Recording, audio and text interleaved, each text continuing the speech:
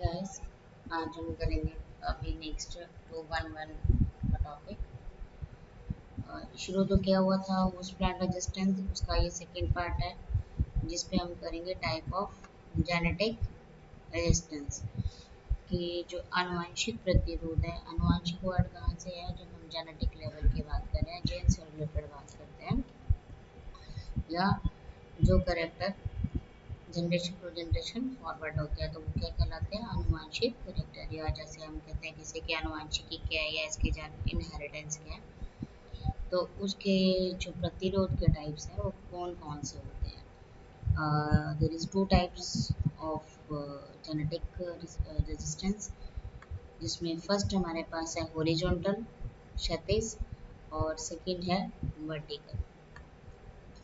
दो तरह के जेनेटिक रेजिस्टेंस के टाइप बताए गए हैं, जिसमें फर्स्ट हमारे पास है क्षैतिज प्रतिरोध। अब हॉरिजॉन्टल रेजिस्टेंस को आराम से समझो कि क्या होता है। जब हम किसी प्रतिरोधी टाइप की बात करते हैं, प्रतिरोधी किस्म की बात करते हैं, तो कुछ प्लांट्स ऐसे होते हैं या कुछ किस्में ऐसी होती हैं जो रोगजनक के सभी स्पीशीज, सभी जातियों के लिए प्रतिरोध का काम करते हैं। रोगजनक की कोई भी स्पीशीज हो, सभी स्पीशीज के लिए क्या होते हैं? जो प्रतिरोधी स्पीशीज होती है वो प्रभावी होती है या उसमें प्रभावी प्रतिरोध पाया जाता है। इस प्रकार का जो प्रतिरोध होता है वो क्या कहलाता है? क्षैतिज प्रतिरोध कहलाता है। क्षतिरोध प्रतिरोध को समझने के लिए ऐसे एक हम सिंपल से एग्जांपल की बात करते हैं कि एक हमारे पास कोई सपोज ए प्रतिरोधी स्पीशीज है या किस्म है जो बी टाइप के रोगजनक के लिए प्रतिरोधी है। अब बी टाइप का जो रोगजनक है, हम जब बात करते हैं तो हमेशा हम देखते हैं ना, किसी का भी जो स्पीशीज है वो डिफरेंट डिफरेंट हो सकती हैं, एक जीनस की भी स्पीशीज डिफरेंट हो सकती हैं। तो इसमें अगर हम बी टाइप जो रोगजनक की बात करते हैं, तो जो बी टाइप का रोगजनक है उसकी अगर हमारे पास सपोज 3 या 4 स्पीशीज अवेलेबल है, या 3 या 4 स्पीशीज एग्जिस्ट करती हैं, तो जो प्रतिरोधी किस्म है ए, जिसको हमने माना है, तो ए जो प्रतिरोधी किस्म है वो क्या होगा? एक प्रतिरोधी जो किस्म है वो बी की सभी 4 स्पीशीज के लिए 4 अवेलेबल है या 5 अवेलेबल है, इन 4 के लिए ही क्या होगी? सब है ना, 1 2 3 4 4 जो स्पीशीज है उसके लिए ये प्रतिरोध दिखाती है या उसके लिए प्रभावी प्रतिरोध पाया जाता है। तो इस प्रकार का जो प्रतिरोध होता है उसे क्या कहते हैं? हॉरिजॉन्टल रेजिस्टेंस या क्षैतिज प्रतिरोध कहते हैं। अब इट्स क्लियर कि हम उसमें जब बात करते हैं प्रतिरोध का, तो उसका एक लेवल होता है। प्रतिरोध जितना किसी एक प्रतिरोधी किस्म में पाया जाता है उसका भी एक लेवल होता है या एक निश्चित स्तर होता है जो प्रत्येक रोगजनक के अगेंस्ट प्रभावी होता है। तो जो इस प्रकार का जो प्रतिरोध है उसको कभी कभी क्या बोलते हैं? अब ये अलग अलग स्पेसिफिक थोड़े से नाम भी हैं, इनको आप ध्यान में भी रखें, क्योंकि अगर कोई क्वेश्चन में क्षैतिज प्रतिरोध को ना पूछकर इन किसी वर्ड को भी यूज किया जा सकता है। तो अविशिष्ट, नॉन स्पेसिफिक, सेकेंड जनरल, या इसको क्वांटिटेटिव, या फिर इसको एडल्ट प्लांट, फील्ड, या फिर इसको ड्यूरेबल रेजिस्टेंस के रूप में पुकारा जाता है। तो इट मीन्स कि जो एक हॉरिजॉन्टल हमारे पास रेजिस्टेंस है उसके कितने सारे नाम दिए गए? Non specific, general, quantitative, adult plant, field और ड्यूरेबल रेजिस्टेंस। ये सारे इसको कहा जाता है हॉरिजॉन्टल रेजिस्टेंस। लेकिन जो मेन जो इसका नाम है या जिसको कहते हैं कि सबसे ज़्यादा जिस वर्ड को यूज़ किया जाता है वो क्या होता है? क्षैतिज प्रतिरोध। और इसमें क्या होता है कि जो क्षैतिज प्रतिरोध है या हॉरिजॉन्टल प्रतिरोध है वो क्या किया जाता है, उसका कंट्रोल जो होता है एक लेवल को डिसाइड करके ही होता है ना काम। तो एक निश्चित स्तर प्रतिरोध का भी एक निश्चित स्तर डिसाइड किया जाता है, वो किसके द्वारा होता है, उसमें पाए जाने वाले जीन्स के द्वारा। जीन्स को समझो ना, जब हम जेनेटिक लेवल की बात करते हैं कहाँ पाए जाते हैं जीन्स, जेनेटिक मटेरियल जो न्यूक्लियस के अंदर पाया जाता है वहाँ पर जीन्स प्रेजेंट होते हैं। तो ये जो जीन्स हैं वो एक जीन ना होकर बहुत सारे जीन होते हैं, इवन द डजन्स या इसके हम 100+ में भी ये जीन्स हो सकते हैं जो इन क्षैतिज प्रतिरोध या हॉरिजॉन्टल रेजिस्टेंस को कंट्रोल में रखते हैं या उसको कंट्रोल करते हैं।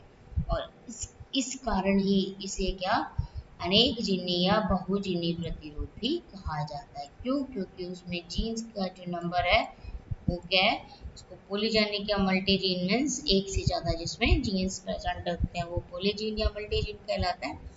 तो इस रेजिस्टेंस को कंट्रोल करने में बहुत सारे जीन्स का योगदान रहता है या बहुत सारे जीन्स इसको कंट्रोल करते हैं।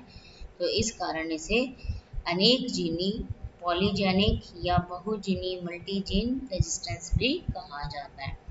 और इस जो प्रतिरोध होता है कौन सा, हॉरिजॉन्टल जो रेजिस्टेंस है उसमें एक से अधिक लघु या गौण प्रतिरक्षी क्रियाविधि की क्रिया का योगदान किया जाता है। अब एक से अधिक लघु या गौण प्रतिरक्षा क्रियाविधि क्या होता है कि जब कोई एक जीन है वो गौण या लेसर अधिक लघु या गौण प्रतिरक्षा डिफेंस मैकेनिज्म है ना, माइनर, जब एक जीन होगा सिंगल तो वो उस प्रतिरोध को शो नहीं करता, लेकिन जब ये ग्रुप में काम करते हैं, बहुत सारे जीन्स काम करते हैं तो हॉरिजॉन्टल रेजिस्टेंस को ये कंट्रोल में करते हैं। जो एक एक जीन होगा वो कभी भी किसी प्रकार के इन्फेक्शन का या किसी भी प्रकार के प्रकोप को का प्रतिरोध नहीं कर सकेगा। एक जीन प्रतिरोध नहीं कर सकता है, लेकिन जब यही जीन्स मल्टी जेनिक हो जाएंगे, मीन्स बहुत सारे जीन्स इकट्ठे आ जाते हैं, इकट्ठे काम करते हैं, तब ये रोगजनक के अगेंस्ट प्रतिरोध को दर्शाते हैं। तो इस प्रकार इनको क्या कहा जाता है, ये प्रतिरोध सामान्यकृत अथवा अनेक जीनी कहा जाता है, के रूप में अनेक जीनी कहा जाता है। क्यों? क्योंकि इसमें एक से अधिक जीन पेयर काम करते हैं ना। अनेक जीन्स के प्रति अनेक जीनी जो प्रतिरोध है उसमें क्या होगा, जब जीन अधिक होंगे मतलब जीन्स पेयर काम करते हैं, नहीं कि एक होता है, और वो जो एक जीन पेयर होगा वो क्या कहेगा, या तो गौण या अप्रभावी रहता है, मीन्स वो प्रतिरोध को शो नहीं करता है। तो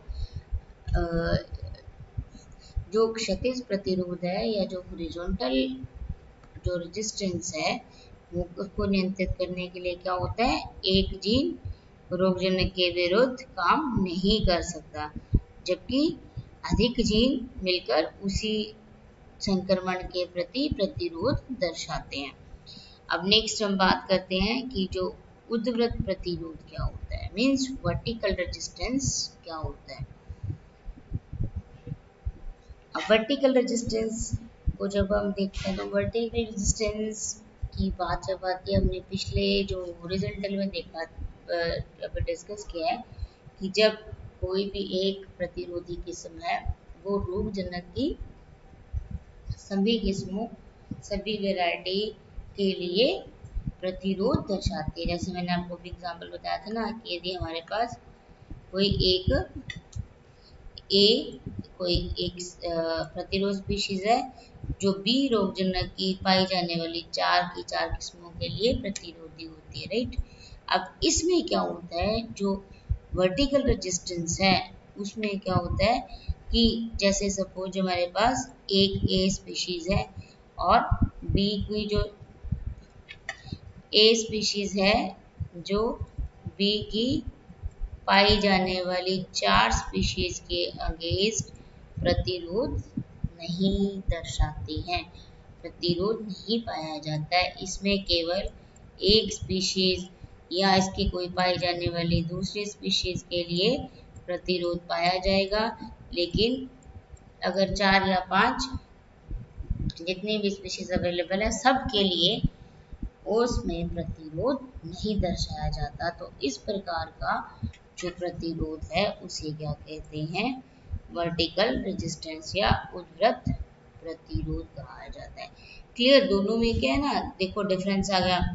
एक जो हमारे पास क्या है हॉरिजॉन्टल, हॉरिजॉन्टल में सभी 4 स्पीशीज में क्या पाया जाएगा, रेजिस्टेंस पाया जाएगा। जबकि हम अगर वर्टिकल की बात करें तो ए स्पीशीज में 4 या बी जो रोगजनक है उसकी 4 स्पीशीज या 5 जितनी भी पाई जाती है तो 4 या 5 सबके लिए प्रतिरोध नहीं पाया जाएगा। तो ये हॉरिजॉन्टल और वर्टिकल में आपको डिफरेंस क्लियर हो गया कि हॉरिजॉन्टल क्या चीज है और वर्टिकल रेजिस्टेंस क्या चीज है। अब इसमें क्या होता है कि एक जो प्रतिरोधक किस्म है वो इसी रोगजनक की एक स्पीशीज के लिए तो रोग प्रतिरोधी होती है, परंतु अन्य जो जातियां पाई जाती हैं उसके लिए क्या हो जाती हैं, वो रोग ग्राही हो जाती है, मीन्स उनसे प्रकोपित हो सकती है। तो इस प्रकार मेन जो डिफरेंस है वो क्लियर हो गया, हॉरिजॉन्टल और वर्टिकल रेजिस्टेंस क्या होता है। तो जो ये हमारे पास वर्टिकल रेजिस्टेंस है इसे और प्रबल, मुख्य, विशिष्ट, गुणात्मक, भेदी प्रतिरोध भी कहा जाता है। तो ये दोनों ही प्रतिरोध हैं जो हमारे पास रेजिस्टेंस है, इनकी अलग अलग जो नाम है वो दिए गए हैं कि अलग अलग नाम से इनको पुकारा जाता है। अब ये क्या होता है, जो वर्टिकल और रेजिस्टेंस है वो क्या होता है, एक जीन या बहुत थोड़े जीनों द्वारा कंट्रोल किया जाता है ना। उसमें क्या था, बहुत सारे जीन थे, उसे बहुजीनी कहा जाता था या अनेक जीनी। तो इसमें हमारे पास क्या है, एक जीन या इसे हम एकोद्भवी प्रतिरोध, मोनोजेनिक रेजिस्टेंस के नाम से जानते हैं, या इसे अल्पजीनी प्रतिरोध भी कहते हैं। क्यों कहते हैं, क्योंकि इसके लिए या तो एक जीन उत्तरदायी होता है या बहुत कम मात्रा में जीन इसके लिए उत्तरदायी होता है। तो इस प्रकार के प्रतिरोध को मुख्य जीन, इसमें क्या होता है, जो जीन, जो एक जीन या बहुत कम जीन होते हैं जो उस प्रतिरोध के लिए उत्तरदायी होता है उसे क्या कहते हैं, एक जीनी या उसे मुख्य जीन प्रतिरोध कहा जाता है। मीन्स उस जो जीन को मुख्य जीन प्रतिरोध कहते हैं जो इस प्रतिरोध को नियंत्रित करते हैं। इस प्रकार आप देखते हैं कि दोनों में क्या डिफरेंस हो गया। हॉरिजॉन्टल में हमारे पास बहुत सारे सैकड़ों जीन्स कंट्रोल करते हैं, जबकि इसमें एक या बहुत कम जीन्स को द्वारा ये प्रतिरोध कंट्रोल किया जाता है। तो अभी आप ये एग्जाम्पल देख रहे हो, ये वाले एग्जाम्पल कुछ जो प्लांट्स के रोग हैं वो कैसे एक जीनी प्रतिरोध होता है, जिसमें क्या होता है कि एक जीनी प्रभावी रूप से काम करता है या अधिक जीन प्रभावी रूप से काम करते हैं तो वो हॉरिजॉन्टल रेजिस्टेंस कहलाता है। तो ये इनके डिफरेंसेस की बात करते हैं हम, हॉरिजॉन्टल और वर्टिकल। उसमें क्या होता है कि समस्त जातियां जो एक रोगजनक की सभी जातियों के लिए प्रतिरोध होता है, जबकि इसमें वर्टिकल में किसी एक ही स्पीशीज के लिए प्रतिरोध दिखाया जाता है। अब हॉरिजॉन्टल की बात करते हैं तो इसमें जो प्रतिरोध है वो एक से अधिक या अनेक जीनों द्वारा कंट्रोल किया जाता है। इसमें एक जीन द्वारा, वर्टिकल जो रेजिस्टेंस है उसमें एक जीन द्वारा कंट्रोल किया जाता है। अब इसमें एक से अधिक जो होते हैं वो लघु या गौण प्रतिरक्षी क्रियाविधि को संपूरक जीनों द्वारा या एक से अधिक समूह निर्धारित करते हैं। यहाँ अधिक जीन काम करते हैं ना, जबकि इसमें क्या होता है, सारी जो क्रियाविधि है वो एक जीन के द्वारा ही कंट्रोल की जाती है। इस प्रकार ये जो डिफरेंसेस हैं दोनों ही हॉरिजॉन्टल के लिए और वर्टिकल, ये अलग अलग डिफरेंसेस हो गए कि इसमें क्या होता है, जो प्रतिरोध होता है वो स्थिर होता है और ड्यूरेबल होता है, इसमें क्या होता है कि नॉन ड्यूरेबल होता है और क्वालिटेटिव होता है। इसमें क्वांटिटेटिव होता है, ये क्वालिटेटिव होता है। और इसमें जो है हॉरिजॉन्टल में क्या होता है, प्रतिरोध अल्प होता है, जबकि जो वर्टिकल है, वर्टिकल में क्या होता है, प्रतिरोध उच्च होता है। इसमें कम होता है, इसमें अधिक होता है। और ये जो प्रतिरोध है हॉरिजॉन्टल, ये क्या होता है, रेस नॉन स्पेसिफिक, प्रजाति अविशिष्ट में किसी एक प्रजाति के लिए विशिष्ट रूप से नहीं होता, सभी जातियों के लिए पाया जाता है। जबकि ये क्या होता है, रेस स्पेसिफिक, मीन्स एक ही पर्टिकुलर जाति के लिए स्पेसिफिक होता है। अब ये क्या होता है, ये इसे अडल्ट प्लांट या फील्ड रेजिस्टेंस के नाम से जाना जाता है, जबकि इसे क्या कहते हैं, सीडलिंग रेजिस्टेंस के नाम से जानते हैं।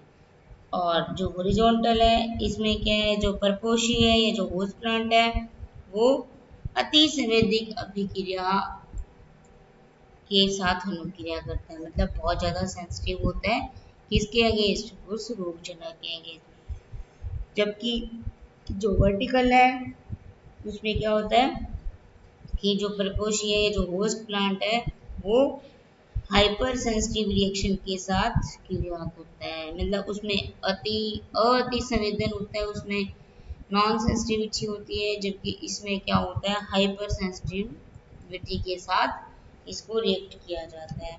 नेक्स्ट हम डिस्कस करेंगे कि जो पादप रोग है उसका प्रतिरोध जो होता है, होस्ट प्लांट जो रेजिस्टेंस है उसका क्लासिफिकेशन कैसे किया गया है, classification of plant disease resistance, पादप रोग प्रतिरोध का वर्गीकरण। अब कितने प्रकार से वर्गीकृत किया गया है इसको, एक दो प्रकार से किया गया है। एक तो है कि जो परपोषी पौधे की वृद्धि अवस्था के आधार पर, सेकंड होता है वंशागति के आधार पर, तीसरा जीनों के प्रभाव पर आधारित, और फोर्थ होता है कोशिका द्रव्य प्रतिरोध, और फिफ्थ होता है महामारी विज्ञानी है ना, शब्दों में प्रतिरोध। तो 5 टाइप से इसको क्लासिफाई किया गया है कि किस किस प्रकार से ये जो प्रतिरोध है वो वर्किंग में होता है, या किस प्रकार से ये प्रतिरोध है जो काम करता है। फर्स्ट हम बात करते हैं प्रपोषी पौधे की वृद्धि अवस्था पर। अब इसमें क्या होता है कि जो होस्ट रेजिस्टेंस है, होस्ट प्लांट रेजिस्टेंस जो होते हैं, मीन्स जो प्रतिरोधी किस्में है, उसमें भी क्या होता है कि जब नए प्लांट्स होते हैं, जो जिसको हम नवोदित या सीडलिंग प्लांट कहते हैं ना, छोटे प्लांट जो नए होते हैं, उसमें क्या होता है कि पौधों की जो वृद्धि होती है तो उसमें जो रेजिस्टेंस है वो अलग अलग प्रकार से वेरी करता है।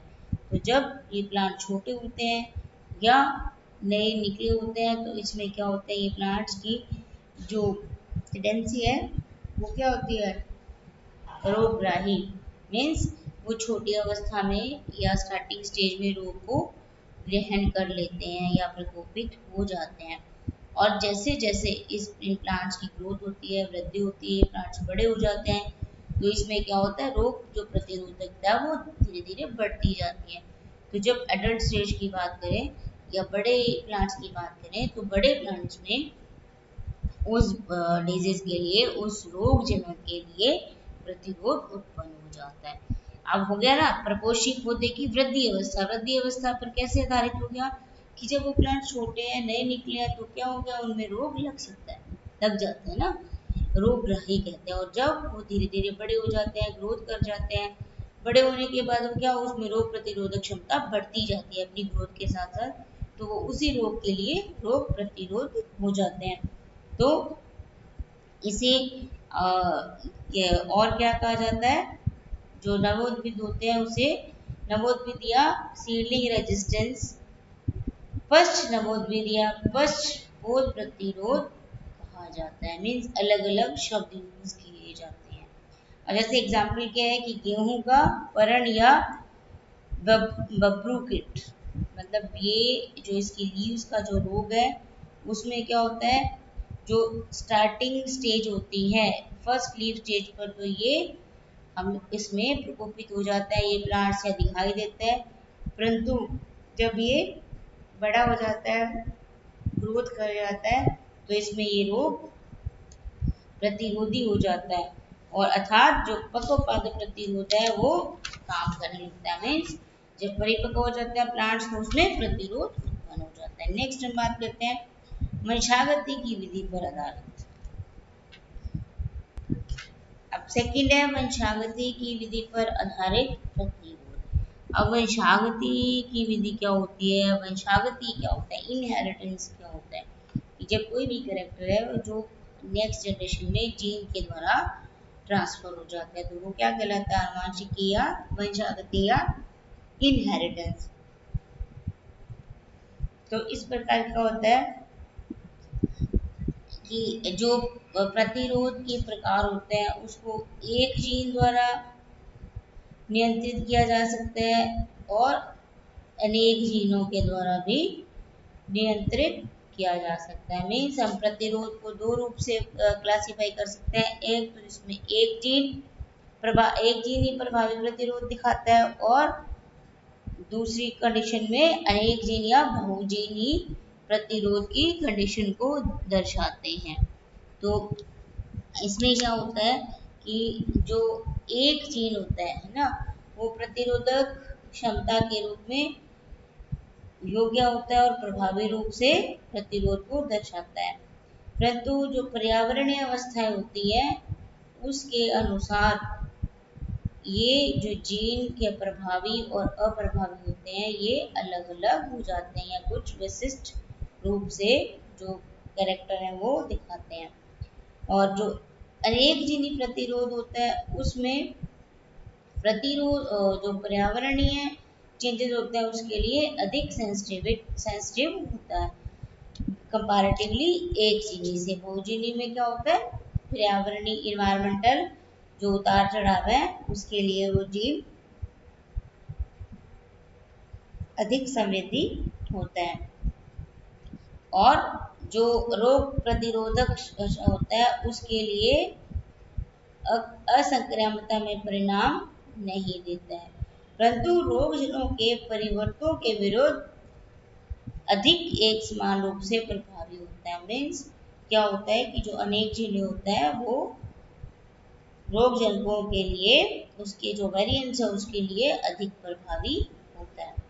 अब इसमें क्या होता है, रोग के लिए दो प्रकार को स्टडी किया जाता है। एक है हमारे पास विशिष्ट और दूसरा है सामान्य प्रतिरोध, है ना। तो अब विशिष्ट क्या हो जाता है, किसी एक स्पेसिफिक स्पीशीज के लिए बात करते हैं, और सामान्य क्या होता है जिसमें कोई भी एक स्पीशीज स्पेसिफिक नहीं होती।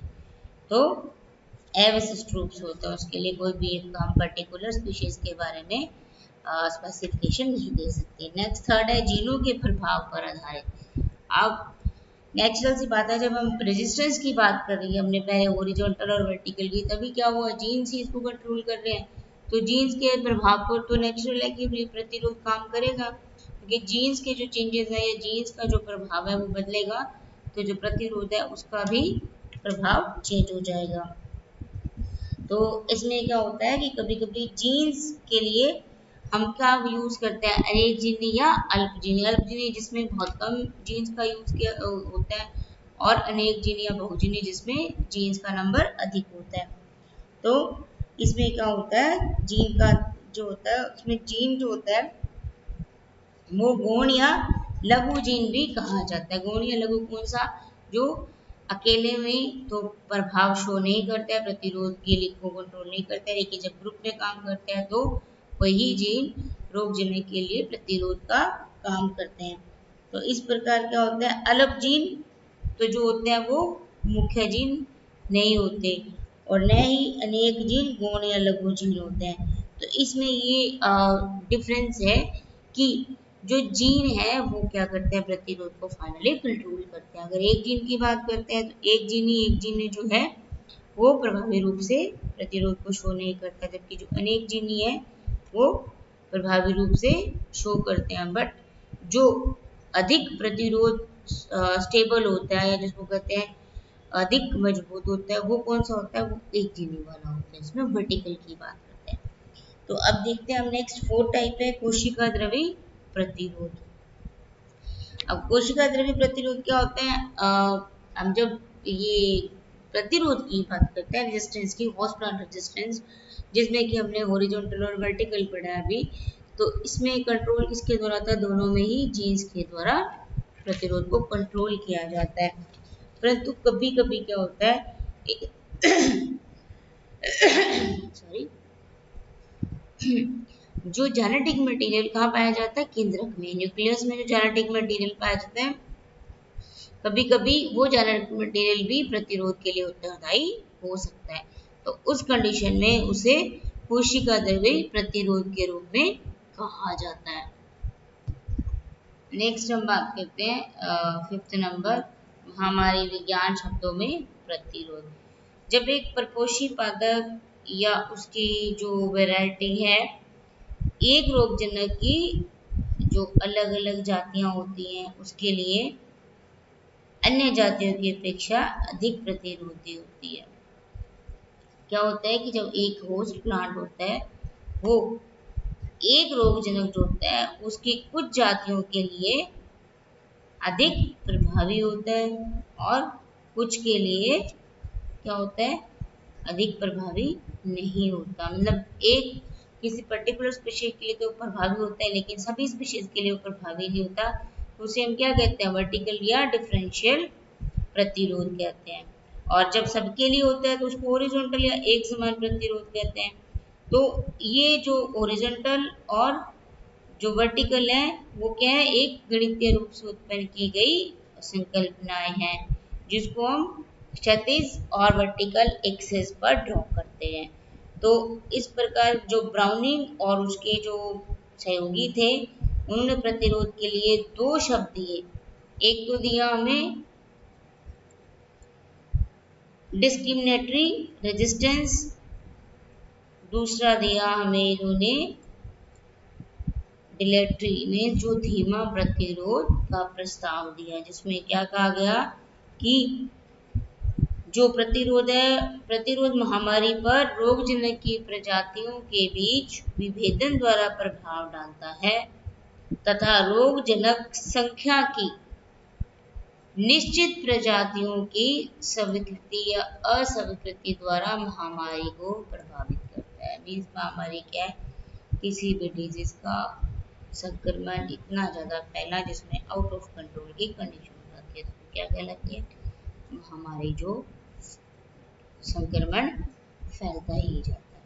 तो इस प्रकार उन्होंने कहा है कि जो महामारी है वो रोगजनक की प्रजातियों के बीच अगर हम डिफ्रेंशिएट कर लेते हैं तो उसको कम किया जा सकता है, प्रतिरोध को बढ़ाया जा सकता है।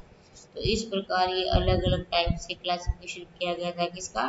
जो डिजीज थी उसके प्रतिरोध का, जो किस किस आधार पर हम क्लासिफिकेशन था, 5 उसके बेसिस हम देख चुके हैं।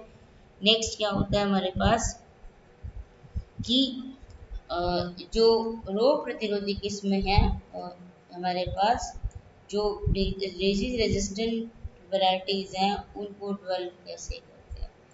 3 टाइप से उनको डेवलप किया जाता है। एक होता है सिलेक्शन या वर्ण, सेकंड उत्परिवर्तन एंड थर्ड इज संकरण। अब फर्स्ट हम बात करते हैं वर्ण या सिलेक्शन। वर्ण या सिलेक्शन क्या होता है? किसी को चुनना या किसी का चयन करना। तो वर्ण, अब ये 3 जो आपको अलग अलग ये टर्म्स दिए हैं, ये पहले आपने सुन चुके होंगे। सिलेक्शन या वर्ण हमने डार्विनिज्म में पढ़ा था, निमार्किज्म, डार्विनिज्म जब इवोल्यूशन पढ़ा था तब भी इस वर्ड को हमने पढ़ा था कि जो सिलेक्शन है या चयन है वो क्या होता है कि किसी भी स्पीशीज या किसी भी वैरायटी, किसी भी प्लांट या एनिमल, किसी की भी जनरली बात कर ले तो जो अच्छी चीज़ है, जो अच्छी वैरायटी है उसका हम चयन कर रही और उसको फर्दर ग्रोथ कराएं या फर्दर उसको लाइफ उसकी चलने दें। एंड जो सेकंड है उत्परिवर्तन, म्यूटेशन, जो अचानक से आने वाले कोई चेंजेस होते हैं। थर्ड है हाइब्रिडाइजेशन। हाइब्रिडाइजेशन हमें सब पता है कि दो जो अच्छी वैरायटी हैं, दो अच्छी जो किस्में हैं, उनको उनके बीच संकरण करवाकर या उनके बीच, जिसको कहते हैं कि दोनों ही किस्मों का क्रॉस जो करवाकर हाइब्रिडाइजेशन तो उससे जो नई तीसरी स्पीशीज को या किस्म को पैदा करना। तो इस प्रकार हम फर्स्ट देखते हैं कि संकरण क्या होता है। संकरण में क्या करते हैं हम, जैसे कि हमारे पास यदि कोई रोग प्रतिरोधी जो किस्में है वो उसकी जो वैरायटी है वो बहुत अच्छी है, तो जो वैरायटी बहुत अच्छी है उसको हम सिलेक्ट करके उसकी हम अधिक पैदावार करते हैं या हम उसकी अच्छी उपज लेते हैं। क्यों? क्योंकि वो प्रतिरोधी जो किस्में हैं, जो रेजिस्टेंट जो वैरायटी है वो क्या करती है कि जो रेजिस्टेंट वैरायटी है उसकी अगर हमारे पास जो नंबर ऑफ प्लांट साइज हो गए की पैदावार अधिक हो जाती है, तो नेक्स्ट टाइम क्या होगा कि हमने जो चयन किया और जो चयन की हुई जातियाँ थी उनको ही हमने फर्दर यूज किया, जिससे क्या हो जाएगा जो रोगजनक है उसका संक्रमण की जो स्थिति है वो कंट्रोल में रहती है। नेक्स्ट हम बात करते हैं उत्परिवर्तन। अब उत्परिवर्तन क्या होता है? उत्परिवर्तन होता है कि अचानक से आए हुए चेंजेस। तो अचानक से जो चेंजेस है उसके कई सारे फैक्टर हो सकते हैं। एक हो सकते हैं एनवायरमेंटल फैक्टर, कि जो इन्वायरमेंट है उसमें किसी करके फ्लक्चुएशन आने से जो जीन का जो सीक्वेंस है वो चेंज हो जाता है, और जीन सीक्वेंस चेंज होने से जो करेक्टर है, जो लक्षण है वो भी चेंज हो जाते हैं। अलग अलग स्पीशीज के अलग अलग करेक्टर चेंज हो जाते हैं। तो ऐसी जो स्पीशीज होती हैं, ऐसी जो किस्में हैं, वो क्या होता है कि अचानक से कुछ ऐसे चेंजेस हो जाते हैं जिसके कारण जो रोग प्रतिरोधी किस्में हैं उसको विकसित करना एक सहयोग के ऊपर छोड़ना पड़ता है। क्योंकि अगर हम जो प्रतिरोधी किस्में हैं उसकी पैदावार भी कर रहे हैं, तो मे भी उसमें किसी इन्वायरमेंटल फैक्टर के कारण या जीन जो है कि डिसअपॉइंटमेंट के कारण जो जीन सीक्वेंस है उसमें चेंजेस आ जाता है और वो जो प्लांट की करेक्टर है वो चेंज हो जाते हैं। तो जिनका आनुवंशिक जो विन्यास है, जेनेटिक कॉन्फ़िगरेशन है, वो क्या होता है कुछ केमिकल या कुछ फिजिकल जो शॉक है के कारण चेंज हो जाता है। तो उस पौधे में जो परिवर्तन होते हैं वो स्थायी हो जाते हैं, और वो परिवर्तन जो स्थायी होते हैं वो आगे उसकी जनरेशन में भी चले जाते हैं।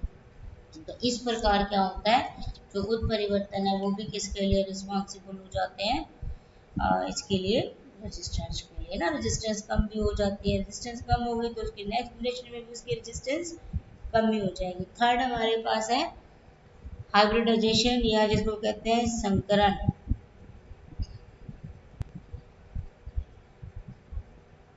नेक्स्ट है हमारे पास संकरण।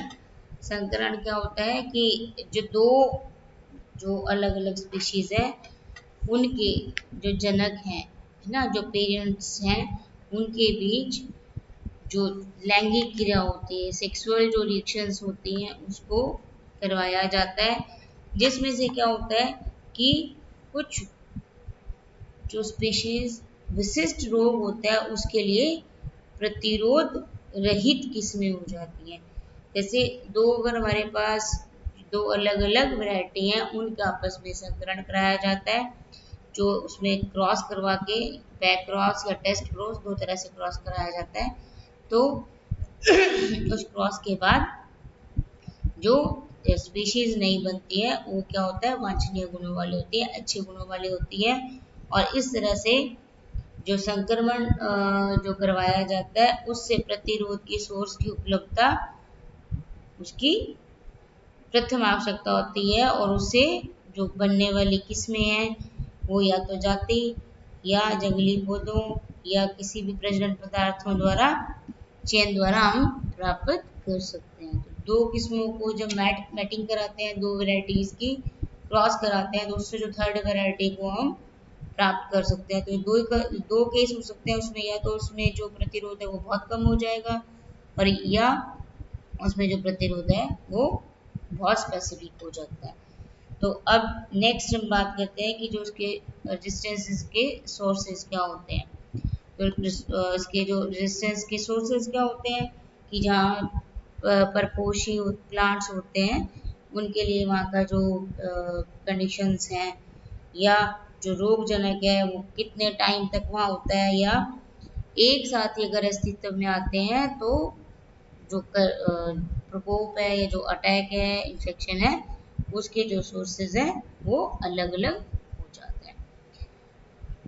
अब लास्ट जो इसमें बात है वो है कि जो बायोटेक्नोलॉजी है या जो ब्रीडिंग और for disease resistance through biotechnology, biotechnology को कैसे यूज करते हैं कि इसमें जो जेनेटिक इंजीनियरिंग है, जेनेटिक इंजीनियरिंग क्या होती है, जेनेटिक इंजीनियरिंग क्या होती है कि जीन से रिलेटेड किसी भी प्रकार के सीक्वेंस को चेंज करना जेनेटिक इंजीनियरिंग कहलाती है।